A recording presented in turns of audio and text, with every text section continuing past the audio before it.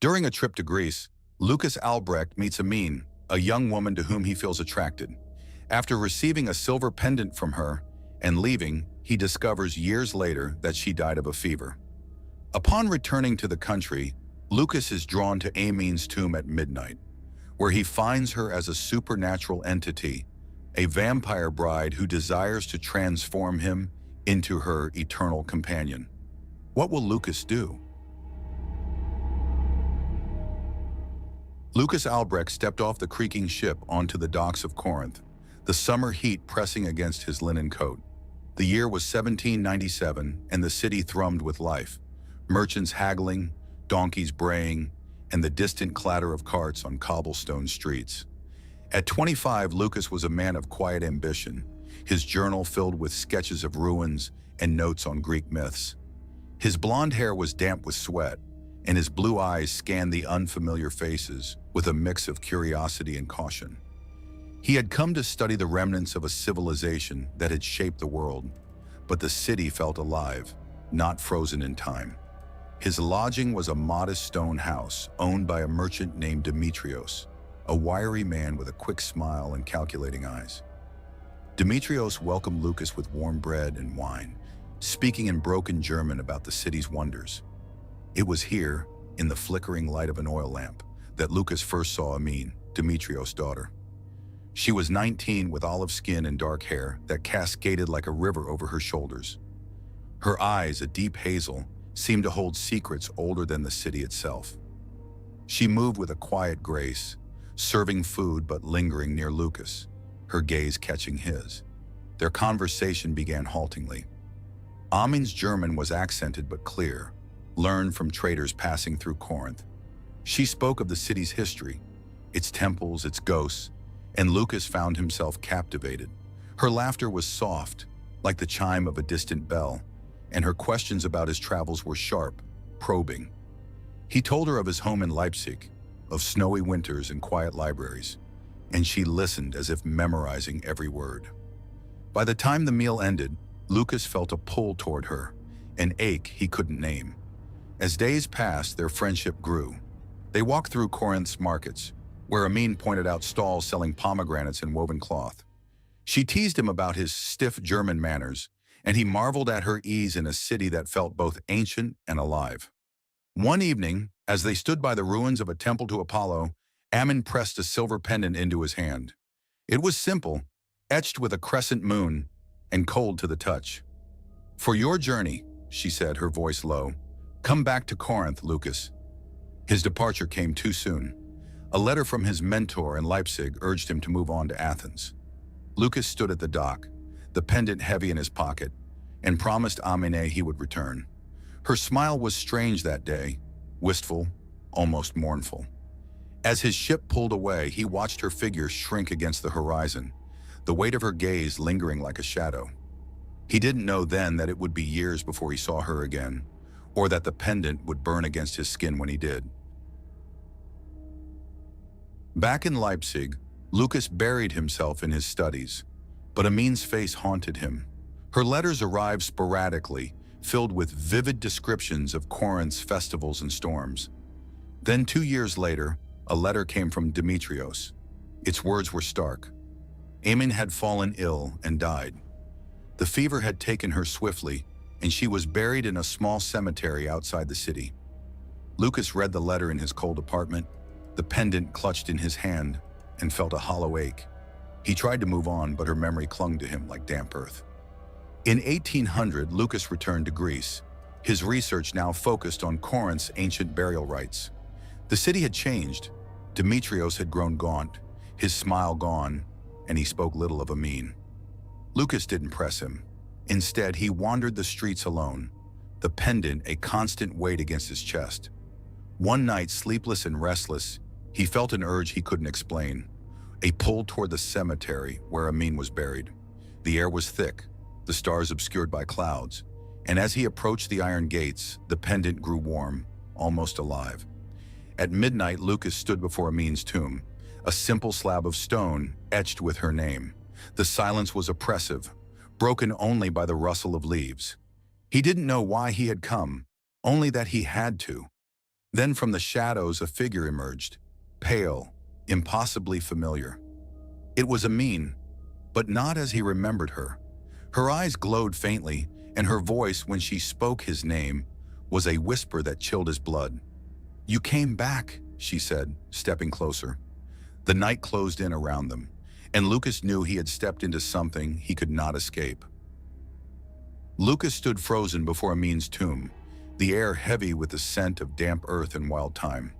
The pendant in his pocket pulsed like a heartbeat, its warmth spreading through his chest. Amin's figure was both familiar and alien. Her dark hair hung loose, her skin unnaturally pale under the moonlight. Her lips curved into a smile, but it lacked the warmth he remembered. "I knew you'd come," she said again, her voice a soft rasp that seemed to echo inside his skull. He wanted to run, but his legs felt rooted to the ground as if the earth itself held him in place. He tried to speak, to ask how this was possible, but his throat tightened. Amin stepped closer, her movements fluid, almost gliding. Her dress, a simple white chiton, clung to her frame, stained at the hem with what looked like mud, or something darker. Lucas's mind raced, grasping for rational explanations. A dream, perhaps, or a trick of the night. But her eyes, those hazel eyes he had once lost himself in, now glinted with an unnatural light, pinning him where he stood.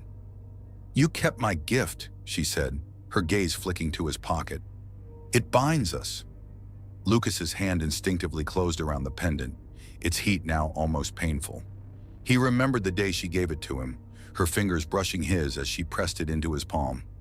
Back then, it had felt like a promise. Now it felt like a chain. "Amin," he managed, his voice hoarse. You're dead." The words sounded absurd even as he said them. She tilted her head, her smile widening, revealing teeth that seemed sharper than he remembered. "Death is not what you think," she murmured. She reached out, her hand hovering near his face, and Lucas flinched. Her touch was cold, like the stone of her tomb, but it carried a strange electricity that made his skin prickle. "I waited for you," she said, her voice laced with something between longing and hunger. "The grave is lonely, Lucas, but you're here now." Her words were a caress, but they sent a shiver down his spine. He stepped back, his boot catching on a root, and stumbled. Amin didn't move, but her eyes followed him, unblinking. He tried to piece together what was happening. Demetrios had written of her death, fever, a quick decline, a burial. Lucas had seen the letter, its ink smudged with grief. Yet here she was, or something that wore her face. He thought of the old Greek tales, of spirits bound to the earth, of Lamia who lured men to their doom. But those were myths, stories for children. This was real, too real. The air around her seemed to thicken, pressing against his chest, making each breath a struggle. "Lucas," she said, stepping closer again, "why do you fear me?" Her voice was softer now, almost pleading, but it carried an undercurrent that made his heart pound. She reached for him again, and this time, he felt the weight of her presence, as if she could pull him into the earth with her. He backed away, his mind screaming to flee, but his body slow, as if caught in a dream. The cemetery was silent, the city beyond it impossibly distant. It was just him, Amin, and the darkness. He forced himself to speak, to break the spell. "What are you?" he asked, his voice trembling. Amin's smile faded, replaced by a look of sorrow that cut deeper than her hunger. "I am what love made me," she said. "I couldn't leave you." Her words hung in the air, heavy with meaning he didn't want to understand. The pendant burned hotter, and for a moment he thought he saw her flicker, like a candle flame caught in a draft. He turned and ran, the sound of her laughter trailing behind him, soft and chilling. As he stumbled through the cemetery gates, the pendant cooled, but the weight of her gaze lingered. Lucas didn't stop until he reached the city, his breath ragged, his mind a tangle of fear and disbelief. He didn't know what he had seen, but he knew one thing. Amin, or whatever she had become, was not at rest, and she wanted him. The thought followed him into the night, as relentless as the beat of his own heart. Lucas returned to his lodging in Corinth, the narrow streets now menacing under the flickering torchlight. His room, a cramped space above a tavern, smelled of stale wine and wax. He locked the door, though he knew it was futile against what he had seen. The pendant lay on the table, its silver glinting like a malevolent eye. He couldn't bring himself to touch it, yet he couldn't look away. Amin's face, her pale, unearthly face, burned in his mind, her words echoing, "I couldn't leave you." Sleep eluded him, the night stretching into an endless vigil. By morning, exhaustion had dulled his fear, but not his questions. He needed answers, something to anchor him to reason. Corinth was a city of scholars and priests, men who might know of such things. He dressed quickly, avoiding the pendant, and sought out Demetrios. The merchant's house was quieter now, the warmth of 2 years ago replaced by a heavy silence. Demetrios greeted him with a nod, his eyes shadowed. "You look ill, Lucas," he said, pouring weak wine. Lucas hesitated, then asked about Amin's death, his voice low. Demetrios's face tightened. "It was fever," he said curtly. "She withered in days. We buried her quickly, as is custom." He offered no more, his gaze drifting to the window. Lucas pressed, mentioning the cemetery, but not what he had seen. Demetrios's hands shook as he set down his cup. "Stay away from that place," he said, his voice sharp. "The dead should rest." The words carried a warning, but also a fear that mirrored Lucas's own. He left the house unsettled, the merchant's silence louder than any answer. In the market, Lucas sought a priest of Apollo, hoping for insight into the supernatural. The old man, clad in white robes, listened as Lucas described a hypothetical encounter with a spirit. The priest's eyes narrowed, his fingers tracing a charm around his neck. "The dead do not return unless bound by something stronger than death," he said. "Love or hate or a curse. Did this spirit give you anything?" Lucas's hand twitched toward his pocket, where the pendant usually rested. But he said nothing. The priest's gaze was too knowing, too heavy.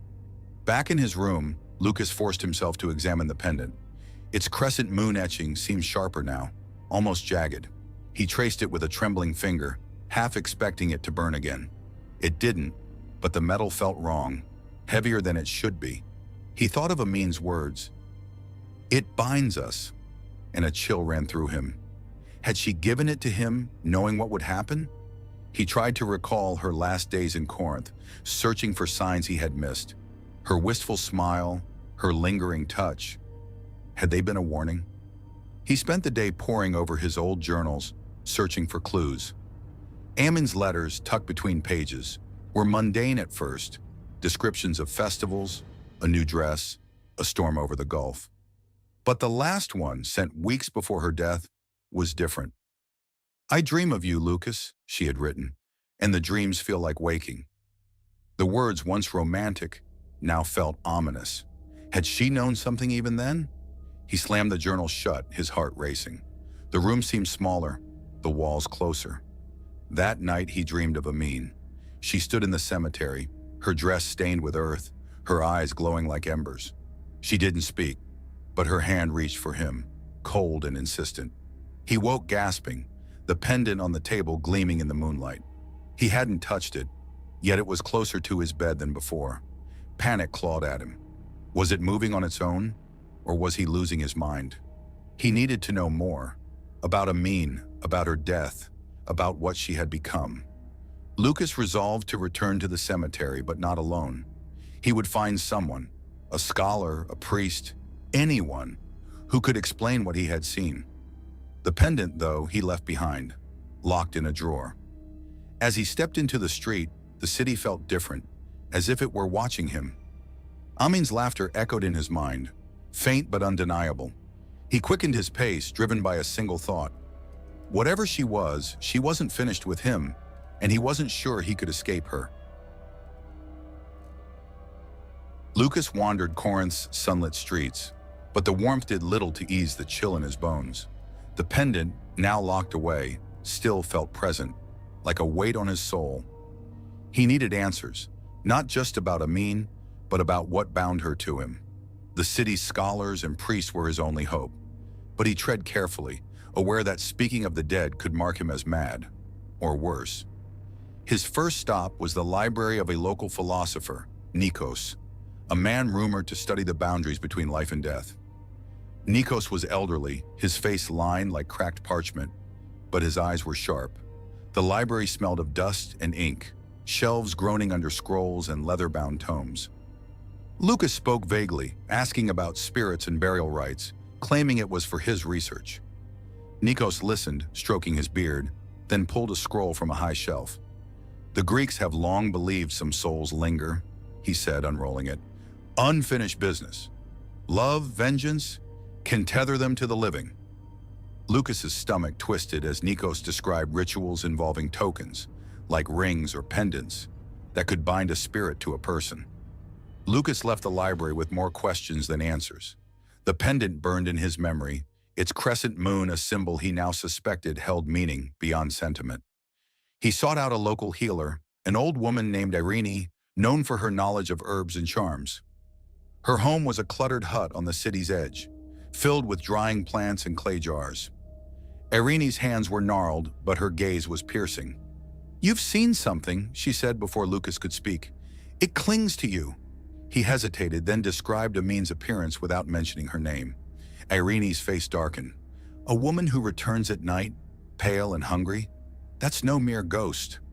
She spoke of Lamii, creatures born of grief or betrayal, who fed on the living to sustain their half-existence. "If she gave you something, destroy it," Irene warned. "It's her anchor." Lucas nodded, but the thought of destroying the pendant felt like betraying Amin. He thanked Irene and left, her words heavy in his mind. Back in the city, Lucas avoided his lodging, afraid of the pendant waiting there. He wandered to a tavern, hoping wine would dull his fear.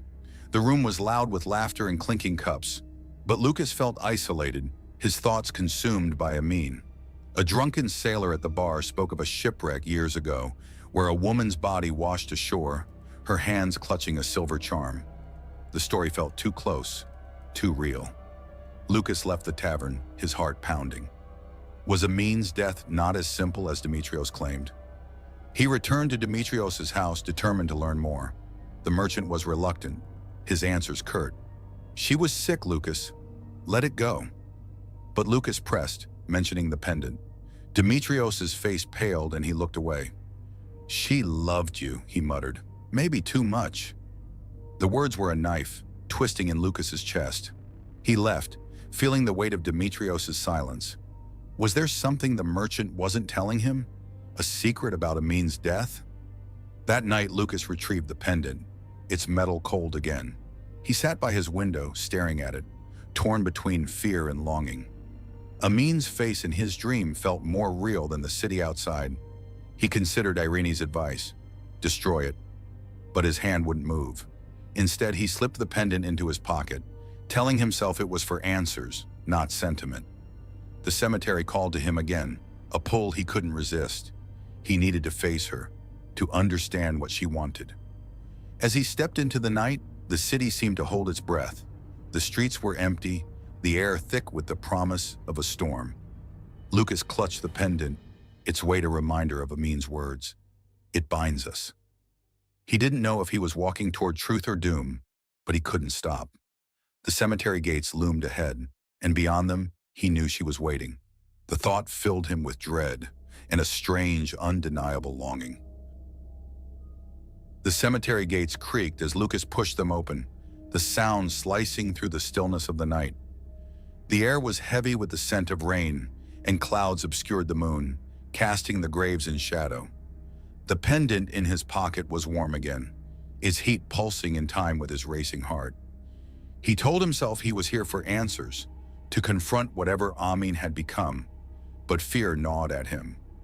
The memory of her pale face, her glowing eyes was vivid, yet part of him still saw the girl who had laughed with him by Apollo's temple. He moved slowly, his boots sinking into the soft earth. Amin's tomb was at the far end, a low slab of stone barely visible in the dark. As he approached, the pendant grew hotter, almost burning through his coat. He stopped, his breath shallow, and scanned the shadows. The silence was unnatural. No crickets, no wind, just a weight that pressed against his chest. Then from the darkness he heard it, a soft hum like a lullaby, faint but unmistakable. It was her voice. Amin stepped into view, her form coalescing from the shadows as if born from them. Her white chiton clung to her, damp and streaked with earth. Her hair hung loose, framing a face that was both beautiful and wrong. Too pale, too still. Her eyes locked onto his, glowing faintly, and Lucas felt a pull, as if she could draw his soul from his body. "You came back," she said, her voice a whisper that seemed to come from everywhere. "I knew you would." Lucas's mouth was dry, but he forced himself to speak. "What do you want, Amin?" His voice trembled, betraying his fear. She tilted her head, her smile both tender and predatory. "You," she said simply. "I've waited so long." She stepped closer, and Lucas instinctively backed away, his hand clutching the pendant through his pocket. Her gaze flicked to it, and her smile deepened. "You kept it. You feel it, don't you?" The bond he wanted to deny it, to throw the pendant into the dirt and run. But something held him there. Her presence was intoxicating, a mix of fear and longing that clouded his mind. "You're not Amin," he said, more to himself than to her. "Amin is dead." Her laughter was soft, chilling, like wind through a hollow tree. "Am I?" she asked, stepping closer still. "Touch me, Lucas. Feel that I'm real." Her hand reached for him, pale and cold, and he jerked back, his heart pounding. The air grew colder, the shadows thicker. Amin's expression shifted, a flicker of anger crossing her face. "Why do you resist me?" she asked, her voice sharper now. "I loved you. I still do." The words were a plea, but they carried a hunger that made Lucas's skin crawl. He thought of Irene's warning. "Destroy it." And his hand tightened around the pendant. "What are you?" he asked again, his voice steadier. "What did you do to me?" Amin's eyes softened, but the glow remained. "I gave you my heart," she said, "and you gave me yours. The pendant seals it." She reached for him again, and this time, her touch grazed his arm. It was ice cold, yet it burned, sending a jolt through his body. He stumbled back, tripping over a gravestone, and fell to the ground. Amin loomed over him, her form seeming to flicker, as if struggling to hold its shape. "Stay with me, Lucas," she whispered. "We can be together forever." He scrambled to his feet, panic overriding his confusion. The pendant was searing now, and he yanked it from his pocket, holding it out like a shield. Amin's eyes widened, and for a moment, she looked almost afraid. "Don't," she said, her voice breaking. But Lucas turned and ran, the cemetery blurring around him. Her voice followed, a desperate cry. "You can't leave me." As he reached the gates, he dared a glance back. She stood by her tomb, unmoving, her eyes burning into his soul. The night swallowed her as he fled, but he knew she wasn't gone. Lucas stumbled through Corinth's streets, his breath ragged, the pendant clutched tightly in his fist. The city was asleep, its narrow alleys lit only by the occasional flicker of a torch. The pendant's heat had faded, but its weight felt heavier, as if it carried Amin's presence with it. His mind churned, her voice, her touch, her impossible existence. He needed help, someone to make sense of this nightmare. The thought of returning to his lodging, where the pendant had seemed to move on its own, filled him with dread. He headed for the church, hoping a priest could offer sanctuary. The Church of St. Paul was a squat stone building, its doors heavy with iron. Lucas pounded on them until a young priest, Father Matthias, answered, his face pale with sleep. Lucas poured out his story, careful to frame it as a dream, though his trembling hands betrayed him. Matthias listened, his expression shifting from confusion to concern. "You speak of a spirit bound by an object," he said, crossing himself. "Such things are rare, but not unknown. Show me this pendant." Lucas hesitated, then opened his hand, the silver glinting in the candlelight. Matthias recoiled slightly, as if sensing something in the pendant's presence. "This is no mere trinket," he said, his voice low. "It carries a will." He urged Lucas to leave it in the church, under holy protection, but Lucas couldn't bring himself to let go. The pendant felt like a piece of Amin, a piece of the girl he had loved. Matthias sighed, handing him a vial of holy water. "Sprinkle this if she comes again," he said. And pray. The dead should not walk. Lucas left the church, the vial cold in his pocket, but his fear only grew. The streets seemed to twist, leading him in circles. He passed a fountain, its water black under the starless sky, and thought he saw Amin's reflection in it, her pale face, her glowing eyes. He blinked and it was gone, but his heart raced. Was she following him? He quickened his pace, the pendant heavy in his hand, and resolved to confront Demetrios again. The merchant knew more than he had said. Demetrios was awake when Lucas arrived, sitting by a dying fire. His face was haggard, his eyes bloodshot. "You've seen her," he said before Lucas could speak. It wasn't a question. Lucas demanded the truth, about Amin's death, about the pendant. Demetrios' hands shook as he spoke. "She loved you too much, Anna," he said. "When the fever took her, she spoke your name, clutching that pendant. She cursed herself to stay." Lucas's blood ran cold. A curse? The word felt too real, too heavy. Demetrios refused to say more, urging Lucas to leave Corinth. "She's not my daughter anymore," he whispered, tears in his eyes. Lucas left, his mind a storm of guilt and fear. Had his departure caused this? Had Amin's love for him twisted into something monstrous? He returned to his lodging, the pendant still in his hand. He tried to sleep, but every creak of the floorboards, every gust of wind sounded like her voice. The vial of holy water sat untouched, its presence a faint comfort. In the early hours, exhaustion pulled him into a restless sleep. He dreamed of Amin again, but this time she was closer, her cold hands on his face, her lips whispering his name. "You can't run," she said, her voice a blade. He woke with a start, the room dark, the pendant on his chest. He hadn't placed it there. Panic seized him, and he grabbed the vial, splashing holy water across the room. The air seemed to shimmer, and for a moment he thought he heard her scream, a sound that was both pain and rage. Lucas sat trembling until dawn, the pendant now cold in his hand. He couldn't stay in Corinth, not with her watching, waiting. But leaving felt like abandoning her again, and the thought tore at him. He needed to end this, to free Amin or himself. The cemetery called to him, a final confrontation he couldn't avoid. As the first light broke, he stood, resolved to face her, whatever the cost. The pendant burned faintly as if it knew. Lucas spent the morning in a haze, the weight of the pendant and Amin's presence pressing on him. He couldn't shake the image of her in the cemetery, her glowing eyes, her voice that was both hers and not. He needed a plan, something to break whatever hold she had on him. The pendant was the key, he was sure of it.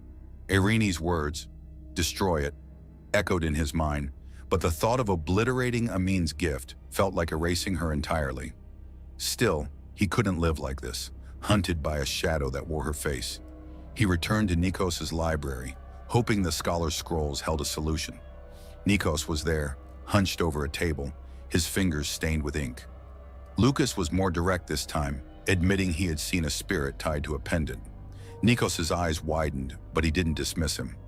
"To sever such a bond," he said, "you must return the object to the earth, with rites to appease the spirit." He described a ritual. Bury the pendant at the grave, with salt and prayers to seal the spirit's rest. Lucas listened, his heart heavy. Could he bury Amin again? Next, he sought Father Matthias, needing the church's blessing. The priest was skeptical, but agreed to help, providing a small bag of blessed salt and a prayer in Greek. "This may not stop her," Matthias warned, "if her will is strong." Lucas nodded, clutching the salt and the vial of holy water. He felt like a soldier preparing for battle, armed with frail weapons against an enemy he didn't understand. The pendant, still in his pocket, seemed to pulse, as if aware of his intent. He visited Irene again, seeking her guidance. The healer's hut was dim, the air thick with the scent of herbs. She listened as Lucas described his plan, her face unreadable. "Be careful," she said. "She may not let go easily. If she's a Lamia, she'll fight to keep you." Irene gave him a bundle of dried sage to burn during the ritual, its smoke meant to ward off malevolent spirits. Lucas thanked her, his resolve hardening. He would face Amin tonight, at her tomb, and end this. Back in his room, Lucas prepared. He gathered the salt, the sage, the holy water, and a small shovel from the tavern's yard. The pendant he placed in a cloth, unwilling to touch it directly. As he worked, memories of Amin flooded him. Her laugh, her touch, the way she had looked at him under the Corinthian sun. Was he betraying her by doing this? Or was he freeing her? The questions gnawed at him, but he pushed them aside. Doubt would only weaken him. Demetrios was his final stop. Lucas needed to know if the merchant would oppose him. The man was drunk when Lucas arrived, his eyes hollow. "Do what you must," Demetrios slurred, "but she won't forgive you." The words stung, but Lucas pressed on, asking about Amin's burial. Demetrios muttered about a rushed ceremony. No priest, just him and a few servants. The admission chilled Lucas. Had the lack of rites left Amin's soul unrested? He left without another word, the weight of responsibility settling on him. As evening fell, Lucas stood at his window, watching the sun sink behind Corinth's hills. The city felt like a trap, its beauty masking something darker. He checked his supplies, his hands steady despite the fear coiling in his gut. The pendant, wrapped in cloth, seemed to hum faintly, as if calling to her. He thought of her eyes, her voice, and wondered if he could face her without faltering. The ritual was his only hope. But what if it failed? What if she was stronger? Night came too quickly. Lucas left his lodging, the tools of his ritual in a satchel, the pendant a burning weight in his pocket.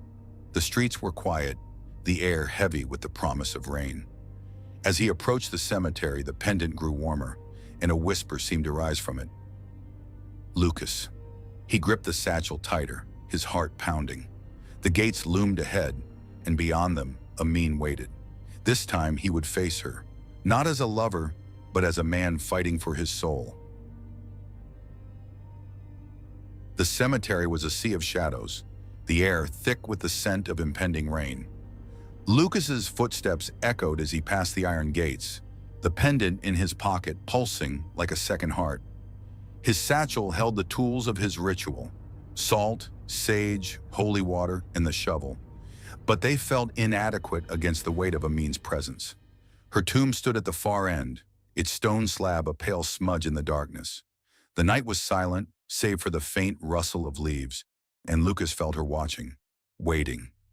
He knelt before the tomb, his hands trembling as he unwrapped the pendant.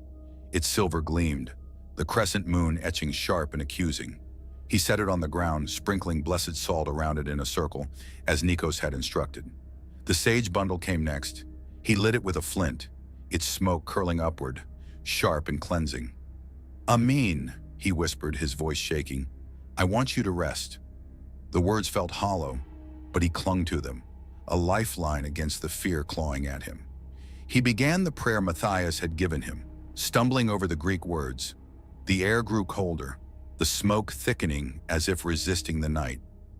The pendant glowed faintly, its heat radiating through the salt. Lucas's heart pounded. He felt her before he saw her. A shadow moved at the edge of his vision, and then Amin was there, standing just outside the salt circle. Her eyes burned, her chiton stained with earth, her beauty both heartbreaking and terrifying. "Lucas," she said, her voice a low hum, "why do you hurt me?" He gripped the vial of holy water, his hands slick with sweat. "I want to help you," he said, forcing his voice to stay steady. "You don't belong here." Amin's smile was sad, predatory.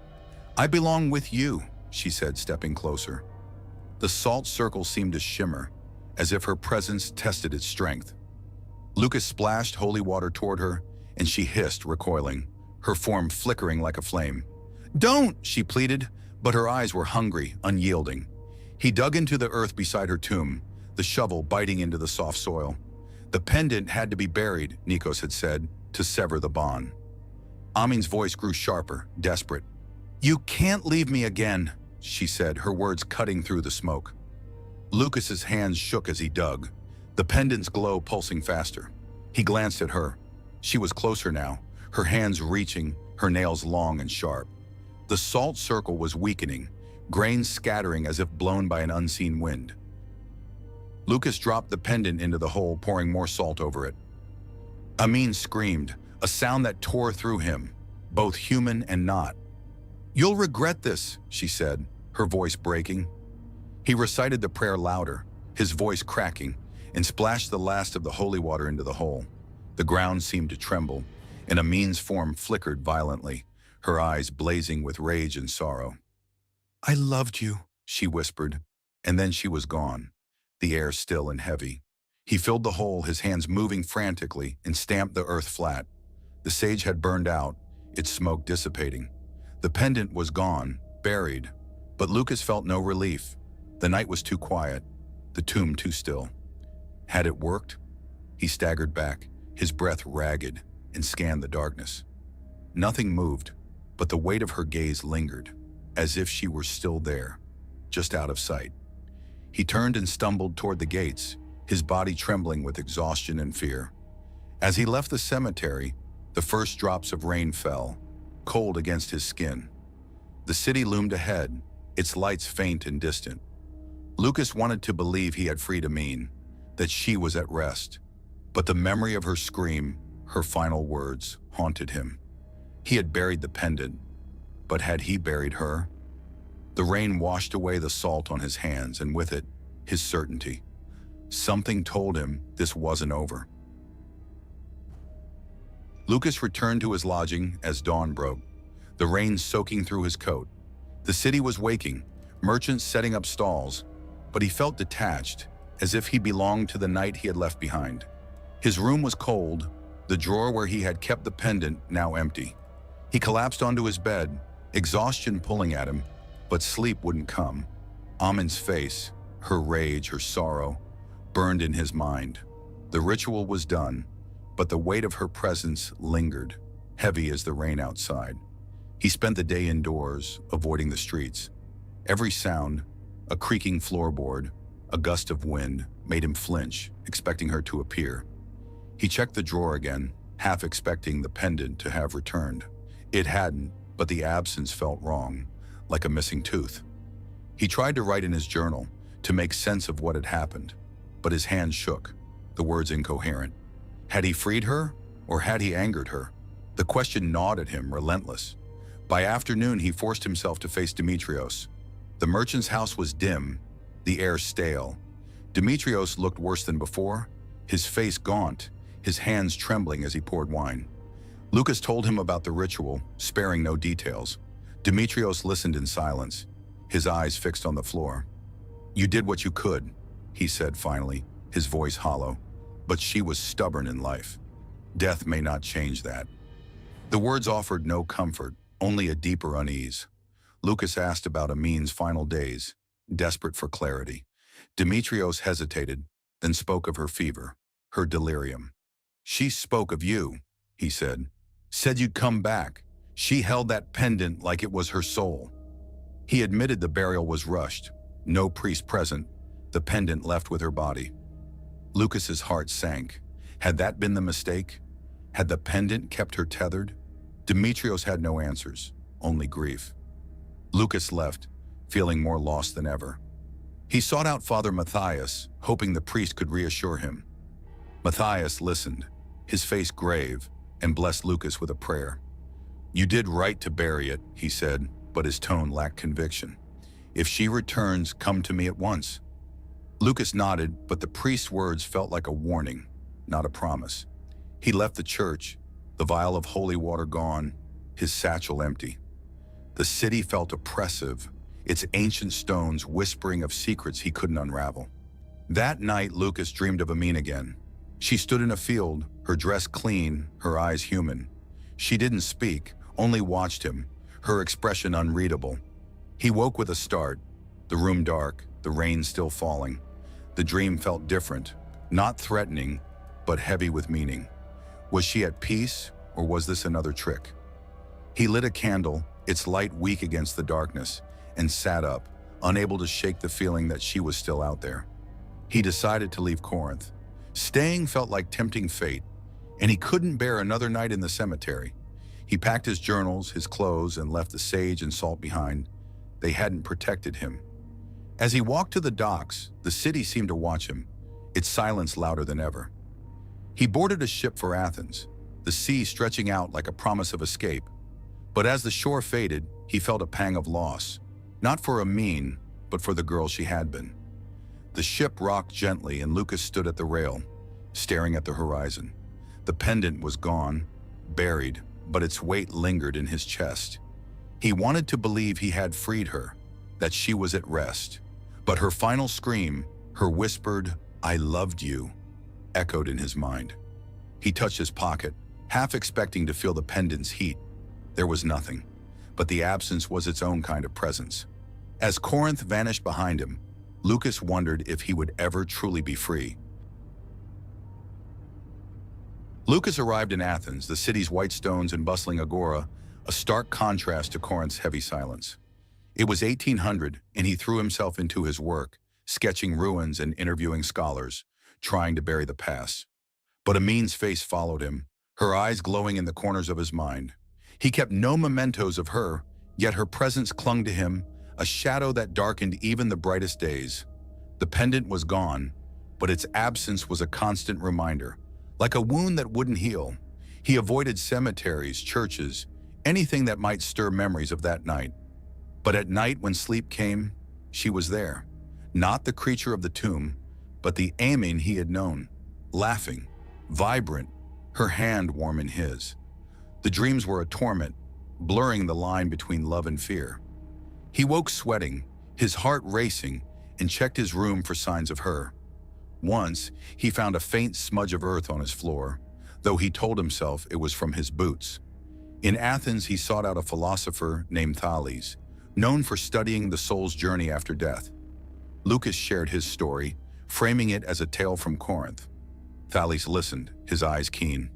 "Some bonds transcend death," he said. "If she loved you, part of her may linger, pendant or not." The words offered no comfort, only confirmation of Lucas's fear. Amin wasn't gone. Thales suggested a cleansing ritual, but Lucas declined. He had buried the pendant. He couldn't face another grave. Months passed and Lucas moved to other cities, Delphi, Thebes, each one a new attempt to outrun her. But stories followed him, whispers of pale women seen at night, of men who vanished after visiting graves. In a tavern in Thebes, an old man spoke of a Lamia who haunted lovers, her beauty a trap. Lucas listened, his blood cold, and left without finishing his wine. The tales were too familiar, too close to his own nightmare. He wrote to Demetrios, asking if Corinth was quiet. The reply was brief. "The cemetery is still. Stay away." Lucas burned the letter, but its words lingered. He wondered if Demetrios saw her too, or if the merchant's grief had blinded him to her presence. Lucas's own guilt grew. He had loved Amin, however briefly, and his leaving had set this in motion. Was she punishing him, or was she trapped as he was by a love that refused to die? In 1701, Lucas returned to Leipzig, hoping distance would weaken her hold. The city's gray skies and orderly streets felt safe, but the dreams persisted. He stopped writing about Corinth, locking his journals away. He avoided mirrors, fearing he'd see her reflection behind his own. Friends noticed his pallor, his jumpiness, but he waved off their concerns. How could he explain that he was haunted, not by a ghost, but by a love he couldn't escape? One night, in a rare moment of courage, Lucas visited a church and prayed, not for himself, but for Amin. He asked for her peace, for her release, though he didn't know if she could hear. The air felt lighter afterward, the dreams less frequent, but they never stopped entirely. Sometimes in the quiet of his room, he felt a cold touch on his hand, a whisper of his name. He told himself it was memory, not her, but he wasn't sure. Years later, Lucas would tell his story to a young scholar, framing it as a cautionary tale. "Love can bind you beyond death," he said, his voice steady but his eyes distant. "Be careful what you promise." He never returned to Corinth, never saw Demetrios again, but he kept a vial of holy water by his bed just in case.